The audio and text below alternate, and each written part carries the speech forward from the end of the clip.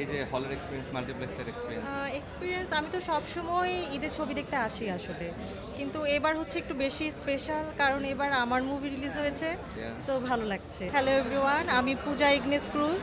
এবার ঈদে আমার মুভি রিলিজ হয়েছে এশা মার্ডার।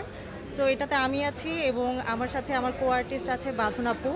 সো আপনারা সবাই হলে আসবেন এবং ঈদের সবগুলো ছবি দেখবেন, আমাদেরকে সাপোর্ট করবেন। Thank you. সামনে কি কি প্রজেক্ট আছে ওগুলো নিয়ে কিছু বলতে চান? সামনে আপাতত আসলে এটা নিয়ে ব্যস্ত, কারণ এটা কাজ করার সময় আমার বেশ কয়েকটা প্রজেক্ট এসেছিল, বাট আমি চাচ্ছি এটা একটু আসলে দর্শক রিয়াকশন দেখে নেই, একটু বুঝে নেই কেমন ফিলিংস হলে নিজের মুভি দেখার। সব কিছু মিলিয়ে এটাই এনজয় করছি। এরপরে হচ্ছে ওই তো স্ক্রিপ্ট, আমার ক্যারেক্টার, ডিরেক্টর, কো আর্টিস্ট, এই চারটা যদি একসাথে পছন্দ হয়ে যায় তখনই কাজ করব। আচ্ছা আচ্ছা।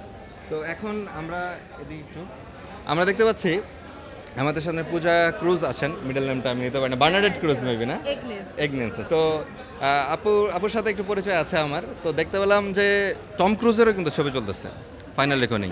তো ওনারা কাজিন কিন্তু অ্যাকচুয়ালি, আপনারা জানেন কিনা জানি না। তো আপনার কাজিনের ছবি দেখছেন নাকি আপু? Not yet, not yet. আমি হ্যাঁ, টম ক্রুজ, সবাই আমাকে জিজ্ঞেস করে আমার নাম শুনলে, তোমার নাম পূজা ক্রুজ, টম ক্রুজ তোমার কি লাগে, মানে এটা একটা কমেন্ট কোশ্চেন। তো ভালো লাগছে টম ক্রুজের সাথে আমার ছবি চলছে, তো সবাই দেখতে আসবেন।